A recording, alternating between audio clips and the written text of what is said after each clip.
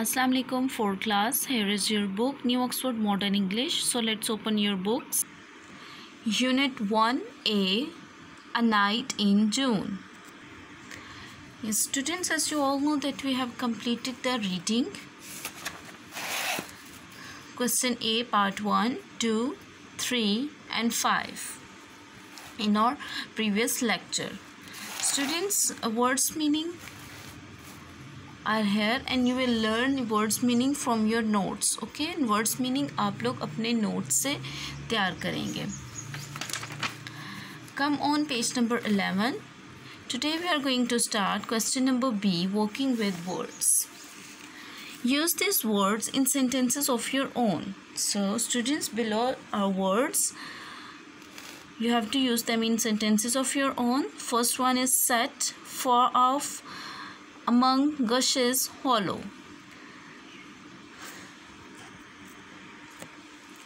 Students, I'll just tell you the meaning of these words. Okay, मैं आपको सिर्फ इन words की meaning समझाऊंगी. आपने इनको sentences में खुद use करना है. ठीक है, notes तो आपको दे दिए गए हैं, उसमें ये question भी solved है, but ये ज़रूरी नहीं है कि आप उसी sentence को जो है वो याद करें. Try to make new sentences. Okay, set mean हुरूब हो जाना, डूब जाना. far off यानी दूर तक, दूर दराज, दूर तक. among, yes students, among कहते हैं दरमियान, किसी चीज़ के बीच में होना. ठीक है, अब between and among, ओके, ये दो वर्ड्स हैं. बिटवीन का दरमियान में, यानी वो हम बिटवीन वर्ड तब यूज़ करते हैं जब किसी दो बंदों के दरमियान में कोई चीज़ हो, यानी दो बंदे हों. ठीक है, 2 persons हों. बट अमंग हम तब यूज़ करते हैं जब 2 से ज़्यादा पर्सनस हों, तब हम अमंग यूज़ करते हैं. ठीक है. गशेस मीन बहना, टू फ्लो. हॉलो, खोखला. ओके, आपने इनके सेंटेंसेस खुद से बनाने हैं. Next question is telling the time.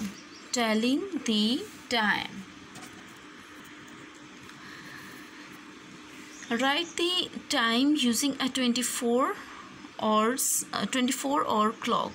Yes students, यहाँ पर हमें टाइम दिया गया है इन AM एंड PM. ठीक है, AM PM में दी गई, हमने उसको 24 आवर्स क्लॉक के अकॉर्डिंग सेट करना है. ठीक है, अब 24 आवर्स क्लॉक क्या होगा, कैसे होगा, ये जब for example here is a clock 1 2 3 4 6 7 8 9 10 11 12. ठीक है, आप देखें 12 1 2 3 4 5 6 7 8 9 10 11. ठीक है, अब 24 आवर्स क्लॉक को हम कैसे सेट करेंगे. 24 आवर्स क्लॉक होती है जो जब 12 बज जाते हैं. ठीक है, उसके बाद अगर PM लिखा हुआ है, ठीक है, PM के बाद PM टाइमिंग मतलब अगर दिन का टाइम है, ठीक है, PM 12 PM, तो आप क्या करेंगे, उसके बाद 12 के बाद 1 को क्या कंसिडर करेंगे, 1 को 13 14 15 16 17 18 19 20 21 22 23 एंड 24. ठीक है, रात के 12 बजे के बाद AM जब स्टार्ट होता है उसके बाद हम इसको सिंपल 1 2 3 का कंसिडर करेंगे. लेकिन जब PM होगा, PM के बाद PM यानी दिन के 12 बजे के बाद हम इसको 13 14 आवर्स में, इस तरह आवर्स में बताएंगे. ठीक है, अब यहाँ पर है 3 PM, यानी ये दिन का टाइम है. हमें पता चल गया दिन की है, तो हमने दिन को क्या इसको किया था 15, तो हम लिखेंगे इसको 1500 आवर्स. नेक्स्ट 6 AM है. AM मीन्स यानी हमें पता चल गया सुबह को टाइम है. ठीक है, तो मैंने आपको क्या बताया कि आपने जब रात के 12 बजे के बाद या टाइमिंग स्टार्ट होगी तो वो सिंपल 1 2 3 यानी ये सुबह का टाइम है, so we will write 600 hours. ठीक है, इसी तरीके से आपने बाकी भी डन करने हैं। जहाँ पर PM आ जाएगा वो आप 12 के बाद 13 14 15 कंसिडर करेंगे, और जहाँ वो नंबर होगा 4 PM है तो 4 तक देखें क्या आएगा, 12 13 14 15 16, तो आप 1600 आवर्स लिख देंगे। ठीक है, अब यहाँ पर है 7:30 PM है। PM मीन्स यानी ये भी आवर्स में आएगा, यानी रात का टाइम है, PM टाइम है। सो 7 तक क्या आएगा, ये तो 3:15 था, 15 16 17 18 19 आ गया, और उसके बाद 30 जो मिनट्स हैं उसको भी हम साथ करेंगे तो बन जाएगा 1930 आवर्स। ठीक है, 1930 hours. Okay, come to next question, write the time using AM and PM। Yes, अब हमने AM और PM टाइमिंग के अकॉर्डिंग करना है। यहाँ पर अब आवर्स लिखे हुए हैं, हमने इसको AM PM में कन्वर्ट करना है। So here students first one is 1200 hours। 1200 means यानी यहाँ पर 12 जो है बज चुके हैं, कौन से, नए दिन का जो 12 बजते हैं। ठीक है, रात के जो 12 बजते हैं जिससे नया दिन स्टार्ट होता है। ठीक है, उसको हम क्या कहेंगे, वहाँ पर हम सिंपल 12 PM लिख देंगे।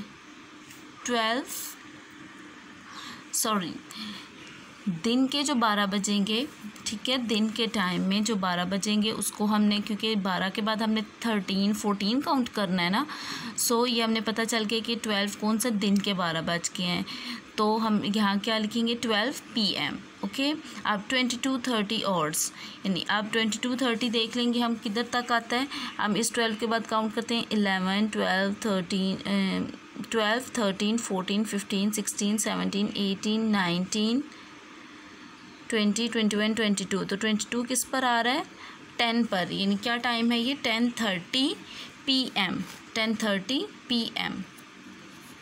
अब यहाँ पर लिखा है 9 आवर्स। 9 आवर्स मीन ये सिंपली सुबह का टाइम है, तो हम इसको 9 AM, सुबह के टाइम के लिए आप 9 AM यूज़ करते हैं। ठीक है, दिन के 12 बजे तक। ठीक है, आप AM यूज़ करते हैं। Yes, next is 16:45 hours. अब आप इधर से 16 देख लें किधर तक 16 आता है, और उसके साथ 45 मिनट्स भी ऐड कर देंगे तो उस साथ में PM लिख देंगे। ठीक है, डन। और next question is question number C, learning about language punctuation.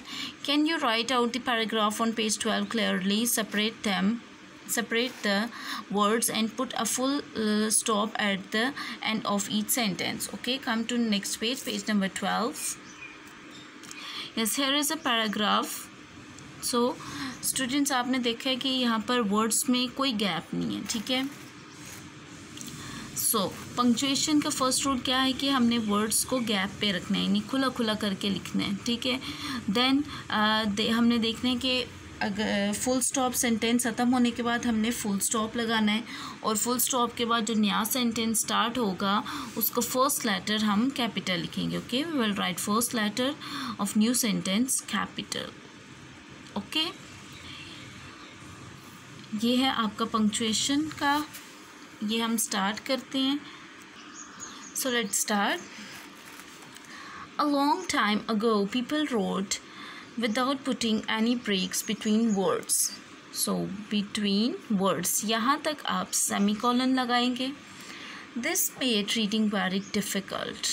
Difficult पर सेंटेंस हमारा ख़त्म हो गया, full stop. Then you can see U का अब Y capital लिखेंगे। Okay, you will write Y capital. You can see what I mean from this example. Example तक sentence ख़त्म हो गया, so we will put full stop there. It is better to separate the words and sentences. So here sentence is completed, यहाँ पर sentence ख़त्म हो गया तो हम क्या put करेंगे, full stop. Okay, next is using yet. Students, actually yet हम use करते हैं, यहाँ पर सेंटेंस लिखे हुए हैं, use yet and rewrite their following. हमने सेंटेंसेस में येट यूज़ करना है। ठीक है, और उनको फिर दोबारा रीराइट करना है।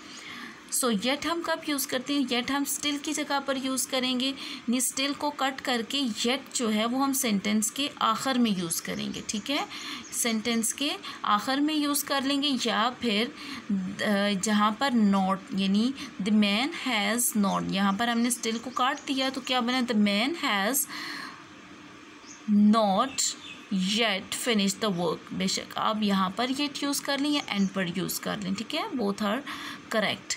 सो ये आप इट्स बेटर कि आप स्टिल को काट के येट लास्ट पर लिख लें, ये आपके लिए इजी वे है। Okay, done. Next is verbs. Verb basically action words होते हैं, ठीक है, जिसमें किसी एक्शन को शो किया गया हो, काम को शो किया गया हो, वो वर्ब्स होते हैं, ठीक है। सो हमने यहाँ से वर्ब्स को अंडरलाइन करना है। First one is, once upon a time there was a man who lived in a village. So in this sentence was actually is a helping verb, ठीक है। So we will underline it, was and lived. In second sentence, one day in the forest he was chopping down a tree for his fire. So, yes, was again a helping verb, chopping down मतलब दरख्त को काटना, chopping is a verb. Next, he felt very hungry in the afternoon and wanted some food. So felt and wanted. Next is, suddenly he saw a black cloud coming towards him. Saw, coming. Heavy rain poured down and the man took shelter under the tree. Poured, took, they are verbs. Then he noticed the fruit in the tree and ate some. Then noticed and ate, both are verbs. Last is, when the rain stopped he picked up his axe and went home. So यहाँ पर stopped, picked, went, ये तीनों क्या हैं, verbs हैं। So students, हमारी unit 1A A Night in June complete हो चुकी है। आपने इसको अच्छे तरीके से लर्न करना है। ओके, टेक केयर एंड अल्लाह हाफिज़।